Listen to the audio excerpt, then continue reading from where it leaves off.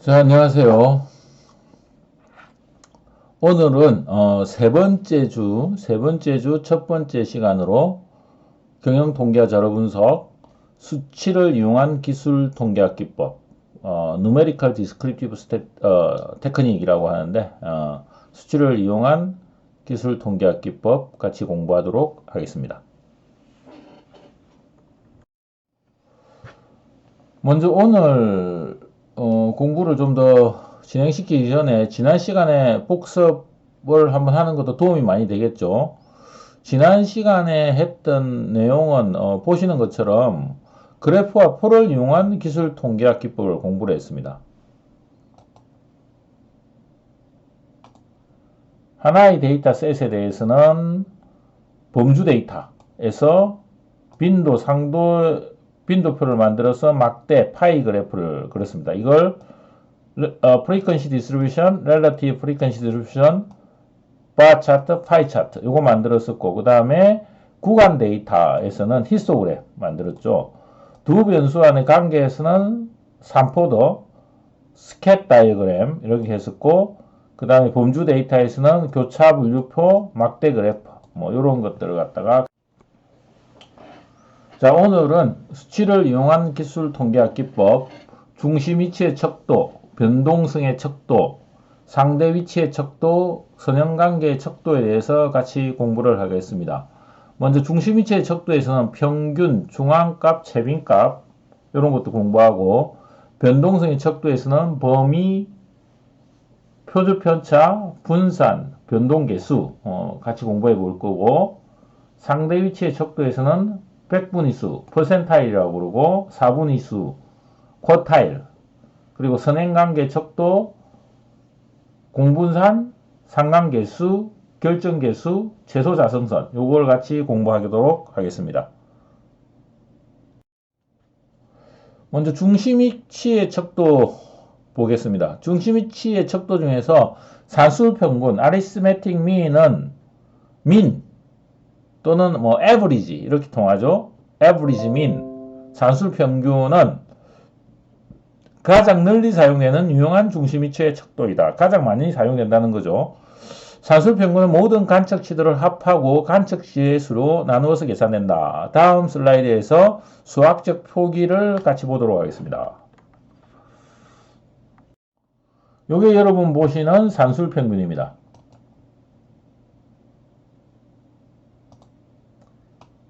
population mean, 모평균이라고 그러죠. 모평균. U는 summation i는 1부터 n까지 xi 나누기 n. 이게 뭐죠? 자료의 모든 합이죠. 자료의 모든 합 나누기 n. 표본 평균은 뭐죠? 표본에 대한 평균. 그래서 small n 이거는 모평균 large n 사용하고, summation i는부터 1부터 n까지 xi 나누기 n. 산술평균의 속성에 대해서 이야기합니다. 산술평균은 측정 데이터의 중심 위치를 나타내는데 적정한 척도이다. 중심 위치입니다. 가장 중심이 아니고 중심 위치를 나타내는 척도이다. 키, 점수 등에 많이 사용된다. 산술평균은 이상치라고 부르는 아웃라이어, 이상치라고 부르는 극단값들에 의해 크게 영향을 받는다. 억만장자가 이웃으로 이사오면 평균 가계소득이 크게 증가한다. 우리 집의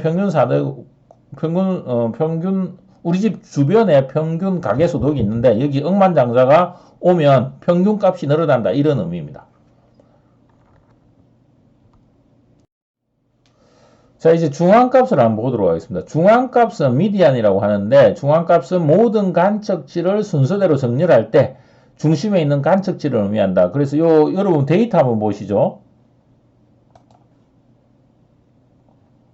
요 데이터 0에서부터 22까지 이 데이터에서 중앙값은 홀수니까 데이터를 가장 작은 값부터 큰 값으로 정렬하고 중심에 있는 값 선택하면 8이 나옵니다. 그래서 이 8이 뭐죠? 중앙값이 됩니다. n이 짝수일 때 위 데이터에서 뭐가 더해졌죠? 33.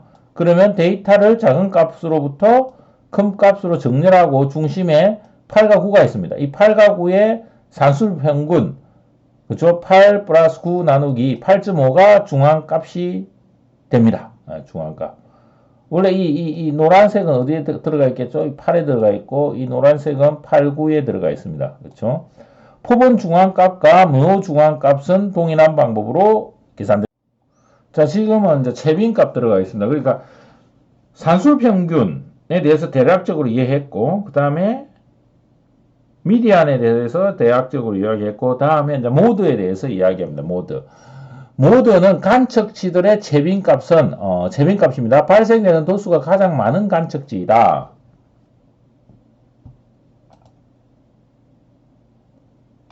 채빈값의 정의입니다. 채빈값은 발생되는 도수가 가장 많은 간척지이다. 한 셋의 데이터에는 채빈값이 하나 또는 둘 이상이 존재할 수 있다. 채빈값은 주로 범주 데이터에 사용된다. 채빈값은 범주 데이터에 사용된다. 범주 데이터의 경우에 사용되지만 모든 데이터 유형에 대하여 용한 중심 위치의 척도이다. 주로 그런데 범주 데이터에 사용됩니다. 대규모 데이터 셋의 경우 채빈 계급 구간이 단위값을 가지는 채빈값보다 더 유용하다.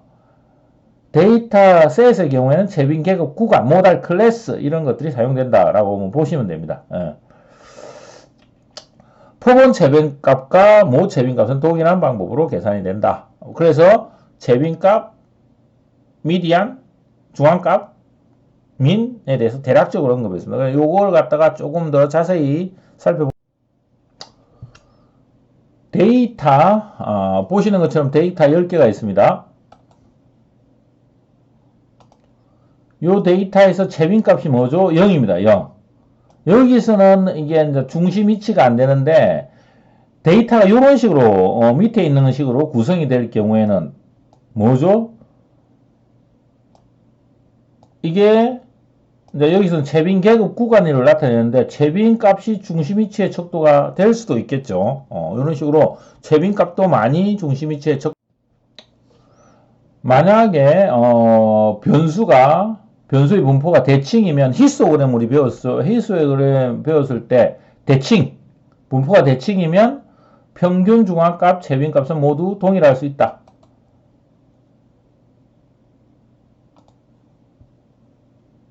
분포가 대칭이면 평균 중앙값 채빈값은 모두 동일합니다. 동일. 이렇게. 네, 동일. 그럼 일반적으로 이게 뭐죠? 다르다는 의미죠. 일반적으로 민, 모드, 미디안은 다릅니다. 그런데 이게 바로 다음 슬라이드에 나옵니다. 만일 변수의 분포가 비대칭이면, 즉 왼쪽으로 기울어져 있거나 오른쪽으로 기울어져 있으면 평균 중앙값, 채빈값은 서로 다르다. 평균 중앙값, 채빈값 중에서 어느 것이 가장 좋은 중심위치의 척도인가? 평균이 가장 널리 사용되죠. 일반적으로 가장 널리 사용되는 유용한 중심위치의 척도이다. 그러나 중앙값이 더 좋은 중심위치인 척도인 상황들이 존재한다. 그러니까 뭐죠?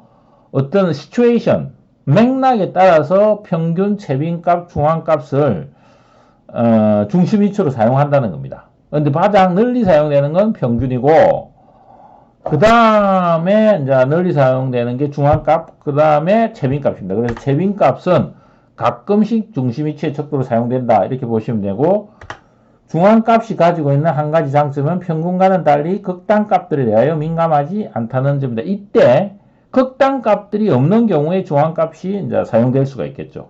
극단값들이 있는 경우에 평균이 사용되면 안 되겠죠. 이런 식으로 보면 됩니다.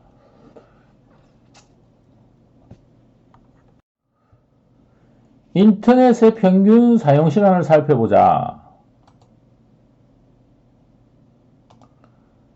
여기 보시는 이 데이터가 인터넷 평균 사용 시간이라고 보시면 돼요. 일주일 동안의 인터넷 평균 사용 시간 0, 7, 12, 5, 133, 14, 8, 0, 9, 22 이게 이제 인터넷 평균 사용이라 시간이라고 했을 때 평균 계산하면 10일이 나옵니다. 10일. 중앙값은 8.5. 이제 요게 1이었고 133이라고 보시면 33이라고 보시면 됩니다. 이제 이 33시간을 보고한 응답자가 실제로 133시간을 보고하였다고 하자. 그래서 이게 33 대신에 133. 그러면 20일이 됩니다. 어떻게 되죠? 10일보다는 20일이 아주 크게 됩니다. 그래서 평균은 이 아웃라이어에 의해서 영향을 많이 받는다. 보시는 것처럼 21은 22보다 조금 작은 것 값입니다. 이게 평균값으로 사용하기는 조금 그렇겠죠. 그래서 이런 경우에는 중앙값을 사용하는 게 낫다. 즉 아웃라이어가 있을 때는 중앙값이 뭐죠? 중심 위치의 척도로 가장 좋다. 이런 의미입니다. 표본에는 평균보다 큰 간척치들은 두 개가 존재한다. 위와 같이 극단값의 존재는 평균이 중심 위치의 척도와 되지 못하게 만든다. 중심 위치의 척도로서 안 좋다는 의미입니다.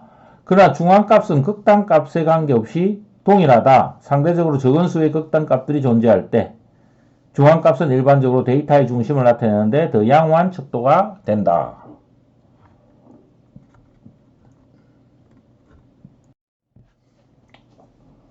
서열 데이터와 범주 데이터의 경우 평균의 계산은 의미가 없다.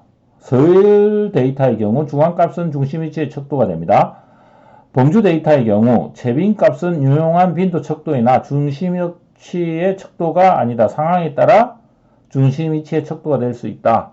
그래서 요약을 해드리면 일반적으로 가장 많이 사용되는 게 평균인데 이 평균에 뭐죠? 아웃라이어들이 많이 붙는다. 그럼 중앙값을 사용하시면 되고 빈도가 어떤 중심 위치로서 사용이 될 경우에는 범주 데이터를 갖다가 사용하시면 최빈값을 사용하시면 되겠습니다. 이해가 되셨죠? 평균의 다른 종류에 대해서 보겠습니다. 기하 평균, 조합 평균, 있었죠. 근데 여기서는 기하 평균에 대해서만 보겠습니다. 산술 평균은 가장 널리 사용되는 유용한 중심 위치의 척도입니다. 그러나 산술 평균이나 중앙값이 최선을 중심 척도가 아닌 상황이 존재합니다. 변수가 성장률 또는 변화율일 때 기하 평균이 유용한 중심의 위치 척도가 될 수가 있습니다.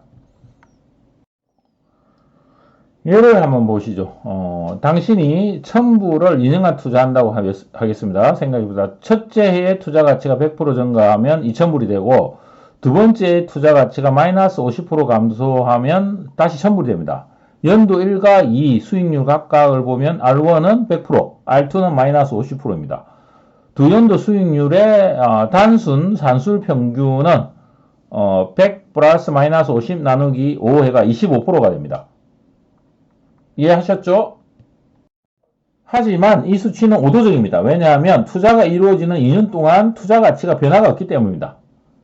그래서 평균 복리 수익률은 0%입니다. 0%. 이와 같이 평균 복리 수익률의 기하 평균이라고 생각하시면 됩니다.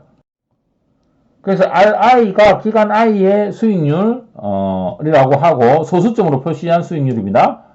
수익률의 기하 평균은 RG인데 1 플러스 RG의 n승은 1 플러스 R1 R1은 첫 번째 기간의 수익률 1 플러스 R2 1 플러스 RN 이 곱하는 게 됩니다. 그래서 RG에 대해서 이걸 갖다가 수학적으로 풀면 RG는 스퀘어 루트 n의 1 플러스 R1 1 플러스 R2 1 플러스 RN이 되고 그리고 마이너스 1이 됩니다. 이게 바로 뭐죠?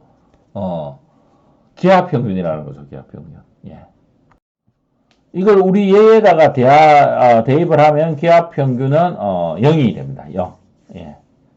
그래서 투자 기간 말의 투자 가치는 1000불 곱하기 1 플러스 이게 0이니까 0 넣으면 다시 1000불이 되겠죠. 예. 그래서 기하 평균은 일정한 기간 동안 평균 성장률 또는 변화율을 계산할 때 사용이 된다. 이렇게 보시면 되고 식은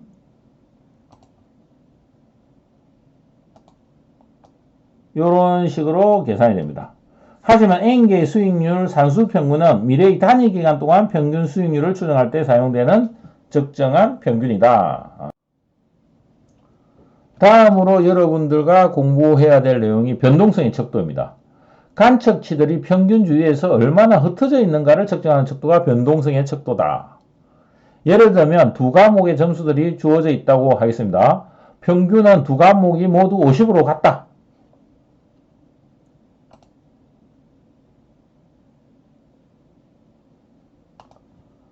보시는 것처럼 여기 50으로 같은 것, 평균은 같다는 거죠. 그러나 붉은색으로 나타낸 과목의 점수가 파란색으로 나타낸 과목의 점수다 변동성이 더 커요. 어떤 게 더 변동성이 크죠? 붉은 게 더 크죠. 평균주에서 더 많이 흩어져 있다. 그래서 항상 여러분 데이터를 보실 때 평균과 분산, 중심 척도와 변동성의 척도도 같이 봐. 이 변동성의 척도로 처음에 언급되는 게 레인지입니다. 레인지. 레인지는 가장 간단한, 그래서 많이 사용됩니다. 가장 간단한, 그래서 많이 사용됩니다. 가장 간단한 변동성의 척도로서 다음과 같이 계산이 된다. 최대 관측치 마이너스 최소 관측치. 데이터가 444, 50일 때도 레인지 46, 48, 15, 24, 39, 50일 때도 레인지는 46. 데이터가 달라도 레인지의 값은 같습니다. 그래서 많이 사용이 됩니다. 예. 두 경우 범위는 같으나 두 셋의 데이터는 서로 다른 분포를 가진다. 계산이 쉬워서 가장 많이 사용되고, 그런데 데이터 전체를 반영하지는 못한다. 이런 의미가 있다고 봅니다. 범위가 가지는 가장 큰 장점은 쉽게 계산이 가능하다. 쉽게. 범위가 가지는 주요 단점은 양쪽 끝에 있는 관측치 사이에 존재하는 관측치들이 흩어져 있는 정도에 관한 정보를 제공하지 못한다는 점이다. 이 계산할 때 두 수만 사용되지 않습니까? 그래서 안에 있는 정보를 제공하지 못하는 단점이 있습니다. 따라서 모든 관측치들을 포함하는 변동성의 척도가 필요하다. 뭐가 기대되는지 아시겠죠? 베리언스가 나옵니다. 분산이 나왔죠. 분산. 베리언스. 분산과 표준 편차는 가장 중요한 변동성의 척도이며 거의 모든 통계적 추론에서 가장 중요한 역할을 수행한다. 분산, 스탠다드 디베이션은 가장 중요한 변동성의 척도이며 중요합니다. 왜? 거의 모든 통계적 추론, statistical inference 배울 건데 여기서 중요한 역할을 수행하기 때문에 그렇습니다. 시그마 제곱은 모분산, population variance, 시그마 스퀘어 이렇게 읽고 S 스퀘어는 포범 분산, 샘플 베리언스, S 스퀘어드 이렇게 읽습니다. 제가 여러분들한테 통계할 때 강조했죠. population과 샘플은 구분해야 된다. population과 샘플은 구분하고 population variance는 S 스퀘어, 샘플 베리언스는 S 스퀘어, population mean은 mu, 샘플 mean은 X바. 반드시 구분하셔야 됩니다. 반드시 구분. 계산식입니다. 모분산 시그마 스퀘어, 포범분산 S 스퀘어. 모분산 시그마 스퀘어는 xi-mu 제곱 나누기 n 이걸 갖다가 모분산이라고 그러고, 포범분산은 si-xi-x바 스퀘어 n-1. 포범분산의 분모는 포본 크기 마이너스 1이 됩니다. n이 아닙니다. n-1이 됩니다. 요거는 나중에 수업 시간에 또 여러분들이 한번 또 나한테 질문을 하십시오. 왜 n-1이 되는지 상세하게 설명을 드립니다. 포본 분산을 계산하기 위해서 먼저 포본 평균을 갖다가 계산을 해야 되는데, 그래서 포본 평균을 계산하는 중간 단계 없이 데이터로부터 포본 분산을 계산하는 간편 공식은 다음과 같습니다. 포본 분산 계산하는 예입니다. 예제 여름방학 아르바이트 6명의 학생이 지원했던 여름방학 동안의 아르바이트 수가 17, 15, 23, 7, 9, 13과 같다. 포본 평균과 포본 분산을 계산하라. 이거는 뭐죠? 전체 학생을 대상으로 하는 게 아니고 표본을 대상으로 하는 겁니다. 6명 학생 포본. 그래서 X바하고 S스퀘어. 포본이 아니면 어떻게 되죠? 시그마 스퀘어. 그쵸? 뮤를 계산해야 되는데 지금은 표본이기 때문에 X바하고 S스퀘어를 사용합니다. 그래서 우리 공식에 따라서 포본 평균을 갖다 계산하면 이렇게 X바는 17부터 13이 분자로 가고 나누기 6 해가 14원, 6명의 평균은 14개의 잡을 갖다가 평균적으로 지원을 했고, 샘플 베리언스 부분 분사는 17-14의 제곱, 15-14의 제곱 다 해가지고 6 나누기 6-1 하면 33.2. 샘플 베리언스 간편 공식 사용해도 똑같은 답을 얻을 수가 있습니다. 다음으로 표준 편차에 대해서 보겠습니다. 표준 편차 스탠다드 디비에이션. 표준 편차는 분산의 제곱근입니다. 모표준 편차는 population standard deviation. 시그마는 시그마 제곱의 양의 제곱근. 그렇죠? 표본 표준 편차 sample standard deviation은 S 제곱의 양의 제곱근. 그래서 S 이렇게 나타낼 수가 있습니다. 골프 클럽입니다. 예. 두 종류의 골프 클럽의 일관성, consistency라고 그러죠. 일관성을 비교하는 겁니다. 골프채 제조업자는 새로 개발된 골프 클럽이 기존의 골프 클럽보다 더 일관성을 가지는지를 결정하기 원한다. 비거리, 골프를 쳤을 때 나간 거리입니다. 이 거리의 변동성이 적은지를 결정하기 원한다. 엑셀을 사용하면서 다음과 같은 결과가 구해졌다. 결과의 해석은 어떻게 할 수 있는가? 보시는 것처럼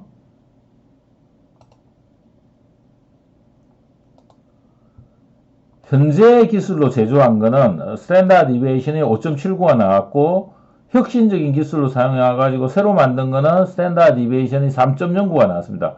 뭐죠? 표준 편차가 작아졌다는 말이죠. 그래서 새로운 기술 혁신이 이루어진 세븐 아이언의 비거리에서 더 일관성을 가지고 있다. 새로 기술 혁신을 만들어가지고 만든 그건 기계에서 나온 세븐 아이언이 비거리가 일관성을 가지고 있다. 왜? 스탠다드 디비에이션이 작기 때문에 이런 식으로 해석을 할 수가 있는 겁니다. 표준 편차의 해석에 대해서 좀 더 알아보도록 하겠습니다. 히스토그램이 종모양 벨 세입이면 다음과 같은 임피리컬 룰이 적용될 수가 있다. 모든 관측치의 약 68%는 평균으로부터 1 시그마 이내에 있다. 평균으로부터 1 표준 편차 이내에 있다. 모든 관측치의 약 95%는 평균으로부터 2 시그마 이내에 속한다. 평균으로부터 2 표준 편차 이내에 속한다. 모든 관측치의 약 99.7%는 평균으로부터 약 3 표준 편차 이내에 속한다. 종묘양일 때 이렇게 된다는 의미입니다. 경험 법칙을 그래프로 나타낸 겁니다. 히스토그램을 그렸는데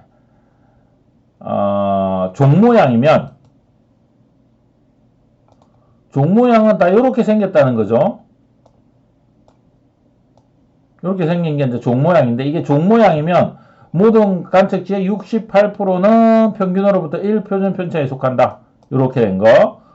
플러스 마이너스 1에 속하는 거죠. 이게 0이 평균입니다. 0이 평균. 두 번째 그림 보시면 모든 관측치의 약 95%는 평균으로부터 2 표준 편차 이내에 속한다. 그래서 2니까 여기까지. 예.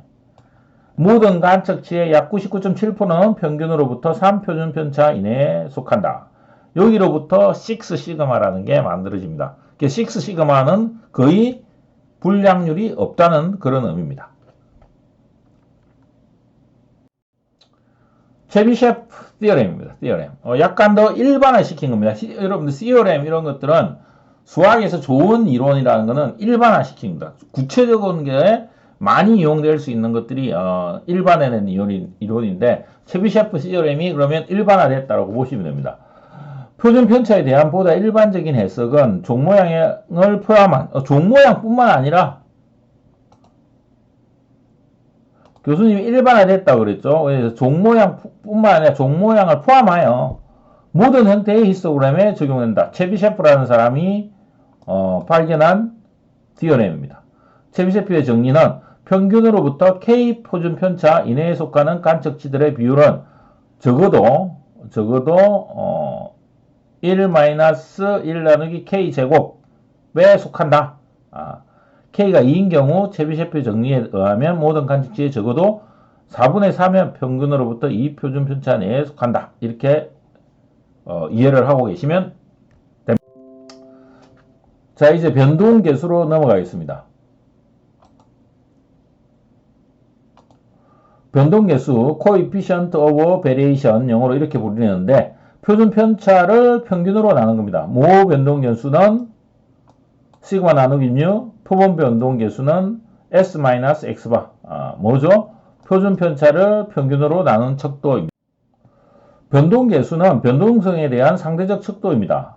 표준 편차가 10이라는 것은 평균값이 100일 때 상당히 큰 것으로 여겨질 수 있으나 평균값이 500일 때는 큰 것으로 여겨지지 않는다. 변동성에 대한 상대적 척도라는 거죠. 다음으로 상대 위치의 척도와 박스 그림, 박스 플랫, 상대 위치의 척도, relative standing에 대해서 같이 공부를 해보도록 하겠습니다. 상대 위치의 척도는 전체 데이터셋에 비교한 특정한 수치의 상대 위치에 관한 정보를 제공한다. 전체 데이터 중에서 내 위치가 어느 정도 되나, 상대적으로 어느 정도 되나, 이걸 갖다 나타낸다고 보면 됩니다. 백분위 수, 퍼센타일이 상대 위치를 나타내는 척도입니다. 백분위 수는 상대 위치를 나타내는 척도입니다.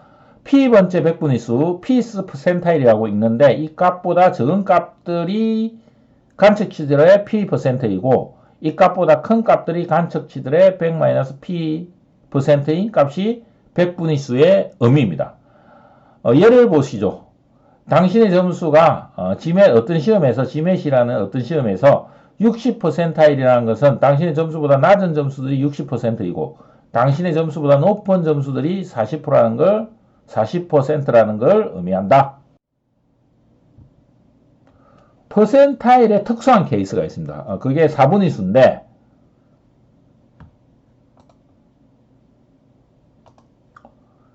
25번째 퍼센타일, 50번째 퍼센타일, 75번째 퍼센타일을 4분위 수라고 부릅니다. 컷타일이라고 부릅니다. 컷타일.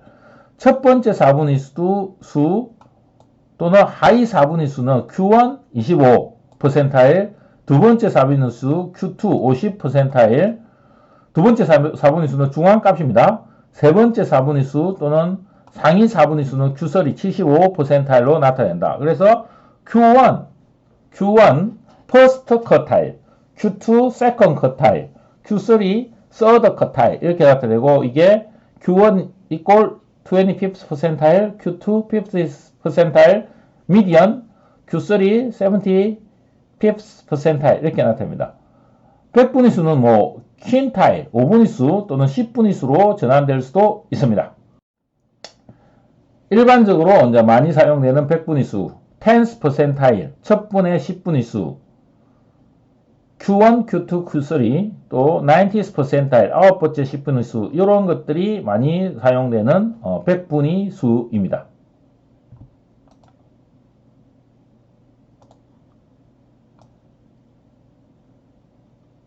많이 사용되는 백분위 수입니다. 만일 여러분의 점수가 80%이라면 이게 의미하는 것은 시험에서 80%의 점수를 얻었다는 걸 의미하는 게 아니고 다른 학생들의 80%가 당신보다 낮은 점수를 얻었다는 것을 의미합니다. 여러분들보다 다른 학생들보다 80%가 여러분보다 낮은 점수를 얻었다는 것을 의미한다. 다른 학생들의 80%가 여러분보다 낮은 점수를 얻었다는 것을 의미합니다. 만약에 여러분의 점수가 80%이다. 그러면 여러분 밑에 전체 학생의 80%가 있다. 이런 걸 의미한다고 이해하시면 됩니다. 퍼센타일의 위치에 대해서 공부하겠습니다. 퍼센타일의 위치를 어떻게 계산하냐? 본인 식처럼 계산을 하시면 됩니다.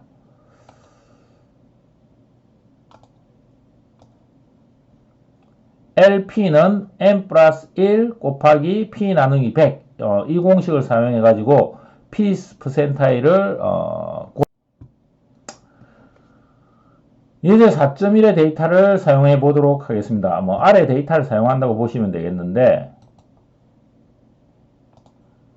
이 데이터를 가지고 4분위 수를 갖다 한번 구해 보겠습니다. 25번째 퍼센타일 P25죠. 25의 위치는 어디인가? 먼저 위치를 보고 이제 P 퍼센타일을 구하는데 위치를 먼저 찾아야 되죠. LP. 즉, 이 값보다 낮은 값들의 비율이 25%이고, 이 값보다 높은 값들의 비율이 75인 값을 구하면, 먼저 L25로 구하면 10 플러스 1 곱하기 25 나누기 100.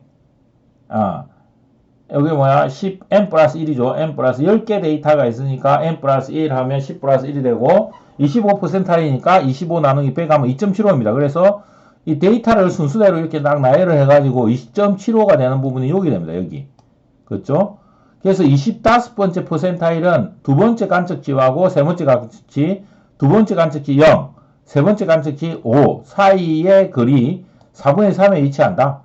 두 번째 관측치와 세 번째 관측치의 거리는 5-0이니까 5-0 곱하기 0.75 하면 3.75. 그래서 두 번째 관측치가 0이므로 25번째 퍼센타일은 0 플러스 3.75 해가지고 3.75가 됩니다.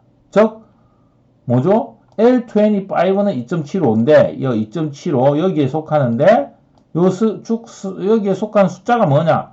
추정을 해보니까 3.75가 나오더라. 이걸 의미합니다.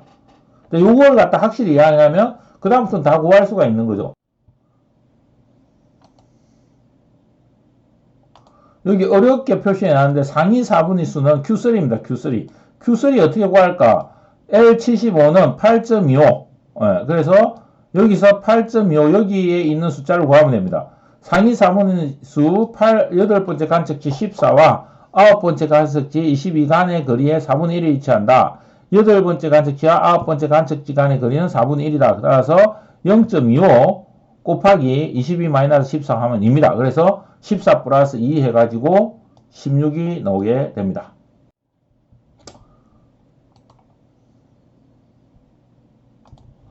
그래서 이 문제에서 Q1은 3.75가 나오고 Q3는 어디죠?